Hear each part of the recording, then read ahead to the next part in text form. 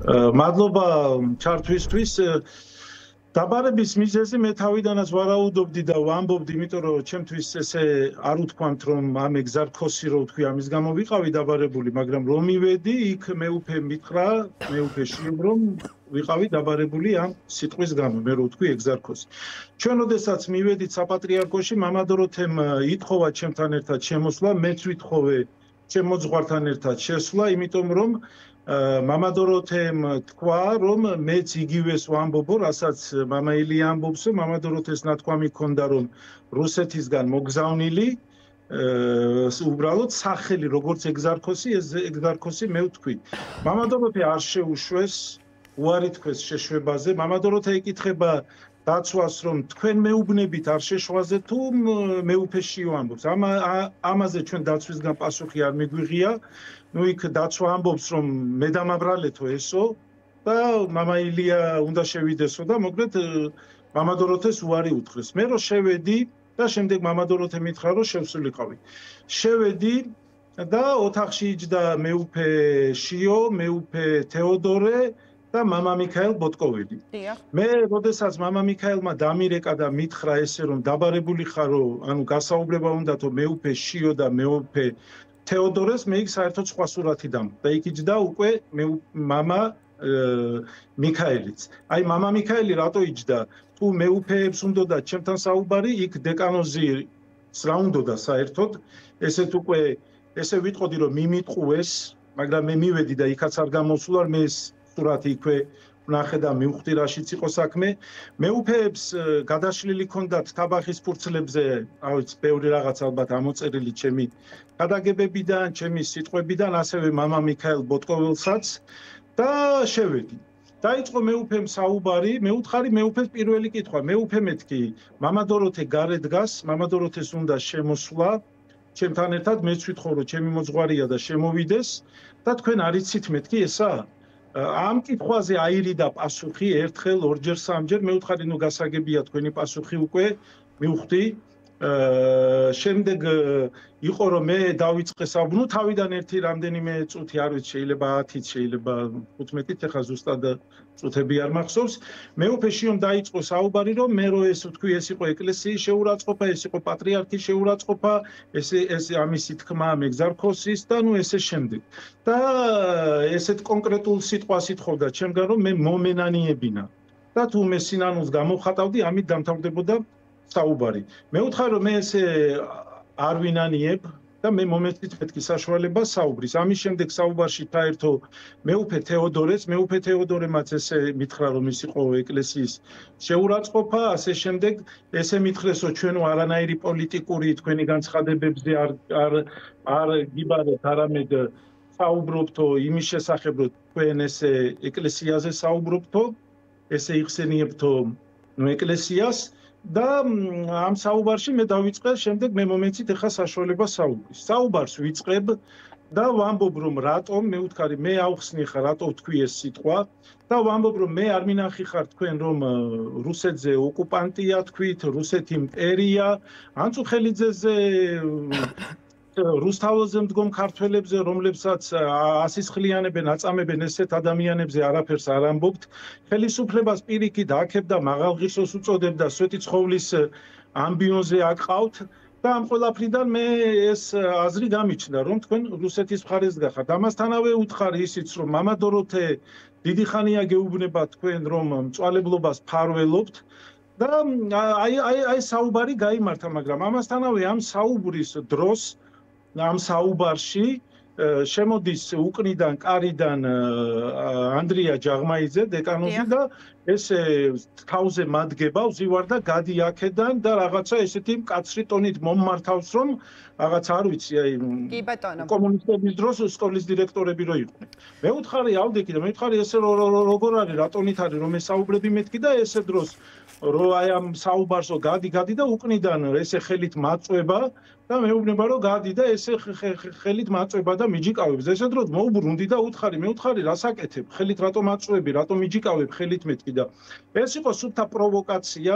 ეგონა რომ მე ამაზე თუ ხელით ესე მომაწვებოდა და ეს რაღაცა მე მას ხელს მიუბრუნებდი, მე ხელი არ მიმიბრუნებია, მე ჩავხედე თვალებში და უთხარი რომ ესე რატო აკეთებ, რატო მეხები ხელით და მიუბრუნდი იქ მამებსაც, მიუბრუნდი მეუფეებსაც უთხარი რომ ხო ხედავთ მეთქი აი მამა ანდრია როგორ მექცევა, როგორ მეხება და როგორ მაგდებს და ესე დროს ნუ იმათმა თქვეს რომ არა და ნუ ესენი ყოველთვის არას ამბობენ და იმას ვერ ხედავენ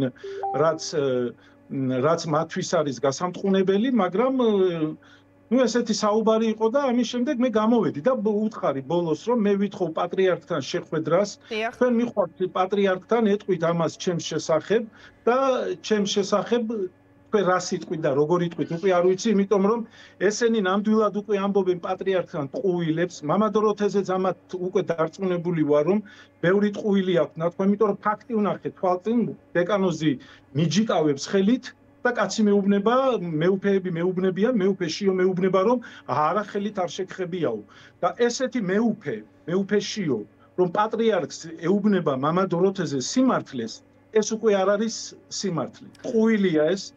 მეუფე შიო ეუბნება პატრიარქს ტყუილს, იმიტომ რომ მე დავინახე როგორ მოიტყუა მან ჩემს თვალწინ და ასევე ჩემზეც მივლენ პატრიარქთან, ეტყვიან პატრიარქს ტყუილს და ამიტომ მე ჩემს სიმართლე უნდა დავამტკიცო ჩემ მაკურთხეულ პატრიარქთან. მამაილია, მე არ ვიცი თქვენ გაეცანით თუ არა უკვე საქართველოს სრულიად საქართველოს საპატრიარქოსებად მიბრძანება არის გამოქვეყნდა თქვენთან დაკავშირებით. სტამბების საპატრიარქო ლავრის მღვდელმსახურს არქიმანდრიტ ილია თოლორაიას ეპისკოპოსის სიტყვიერი შეურაცხყოფისა და ზოგადად ეკლესიის იერარქებისადმი ცილისმწამებლური განცხადებებისთვის ეპარქიალური კომისიის წარდგინების საფუძველზე აეკრძალოს მღვდელმოქმედების უფლება, ვიდრე არ გამოავლენს გულწრფელ სინანულს, ანუ ფაქტობრივად მღვდელმსახურება აგიკრძალეს დღევანდელი შეხვედრის შემდეგ უფრო მარტივ ენაზე რო ვუთხრათ საზოგადოებას. რას უპასუხებდით ამ გადაწყვეტილებას? მათ მე ამიკრძალეს მსახურება გასაგებია, ხა პირველად მოვისმინე თქვენგან ეს სიტყვა და მე ამიკრძალეს, გადაწყვიტეს ესე, რაც გადაწყვიტეს აგერ მოვისმინე, მაგრამ თვითონ რამდენად არიან ქრისტეს წინაშე მართლები და ქრისტესგან რო აქვს აკრძალული, ქრისტესგან, სულიწმინდისგან რომ ესეთი მატყუარები ზიან, ამას ღმერთი უყურებს, ღმერთი ხედავს, ისტორია ხედავს, საქართველოს ხედავს და მე ეკლესიაში არ მოვსულ ვარ იმისთვის რომ მე მღვდლობით გამო არ მოვსულ ვარ, მე მოვედი ქრისტესთვის მემსახურა, სიმართლისთვის მემსახურა და დღესაც გავაგრძელებ მე ქრისტესთვის, სიმართლისთვის მსახურებას, მე არ მოვინანიებ ამას, იმიტომ რომ მეუფე ბისგან უკვე ესეც ცილისწამებაა, რატო არ ამბობენ იმას, რომ ხელი მკრა, ხელი ჩემეხო ანდრია, ანუ მამა ანდრია, ანუ ყველაფერი, რასაც ვხედავ, მე იქ რაც ვნახე და როგორც ისინი ჩემთან მოიქცნენ, მე დავინახე, რომ ჩვეულებრივად ეს ადამიანები არიან პირდაპირ ისევ ვიმეორებ სიტყვას, რომ მეუფე შიო არის მოგზავნილი რუსეთიდან და უნდა მას რომ გააჩუმოს საქართველოს ეკლესიაში სამღვდელოება და მღვდელმა არ თქვას რუსეთზე არაფერი. აი ეს არის და ეს. ამიტომ მე რუსეთზე სიტყვის თქმას ისევ გავაგრძელებ და რუსეთი რო ბოროტება ამას ბოლომდე ვიტყვი. მე ისევ გავაგრძელებ იმის თქმას, რომ ეკლესიაში როგორ იქცევა მეუფე შიო, როგორ იქცევიან სხვა დეკანოზი ანდრია ჯაღმაიძე. რას გულისხმობთ, მამაილია, როდესაც ამბობთ, აი როგორ იქცევა? ფაქტი აგერ არის. ფაქტი, რასაც ვამბობ, აი ხა რაც მოვყევი მე ამბავი, ხო? ამ ამბავში ხო ყველაფერი ჩანს. და მე პირადად კიდევ მადლობა ღმერთს, დიდება ღმერთს, მე ღმერთს ვემსახურებოდი ჯვრით, ღმერთის მსახურებას გავაგრძელებ ჯვრის გარეშეც და ასე რომ არ ეგონოთ, რომ მე ქრისტესთან ამის გამო ვარ მოსული. ბევრი ვინ რატო არის მოსული ეკლესიაში და ეკლესიაში ჯვრით გამდიდრებულები და თვითონ მეუფეები, რა თქმა უნდა, ამათ ვეხები, მე ყველა მეუფეს არ ვეხები.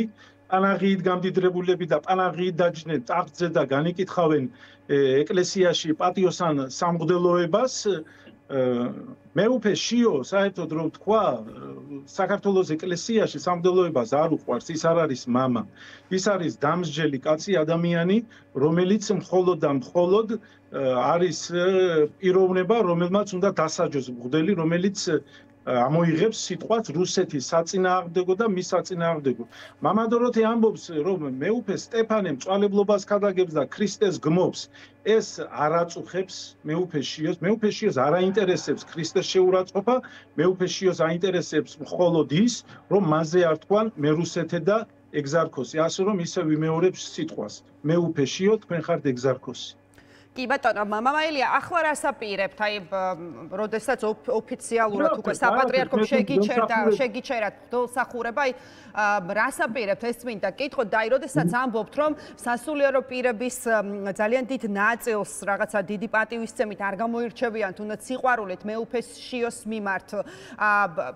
რამდენად არის თუნდაც ესეთ დროს თქვენ შემთხვევაში იგივე დოროთე ყურათვილის შემთხვევაში სოლიდარული ქართული ეკლესია ამ შემთხვევაში სწორედ სასულიერო პირებს გულისხმობდა თუ მეუფე შიოს მიმართ ამ ხელა კრიტიკა არის რატომ არ არის უფრო მეტი სითამავე მათი მხრიდან ან უფრო მეტი სასულიერო პირი რატომ არ საუბრობს ეკლესიის შიგნით არსებულ აი ამ პრობლემაზე სასულიერო პირებზე მე ვერ ვისაუბრებ, რატო არ საუბრობენ ყველამ თავის გულში ჩაიხედოს, მაგრამ ჩემთვის უკვე საკმარისია მამა დოროთე, ჩემი მოძღვრის საუბარი, ჩემი ძმის არქიმანდრიტის შიოსი, იღუმენი ანდრიას საუბარი ჩემ შესახებ, იმის შესახებ, რომ ამბობენ, რომ ეკლესიაში ესეთი უსამართლობა ხდება, ჩემთვის ეს საკმარისია და მეც ამ სიმართლეში ვარ და ამ სიმართლეში ვიდგები ბოლომდე.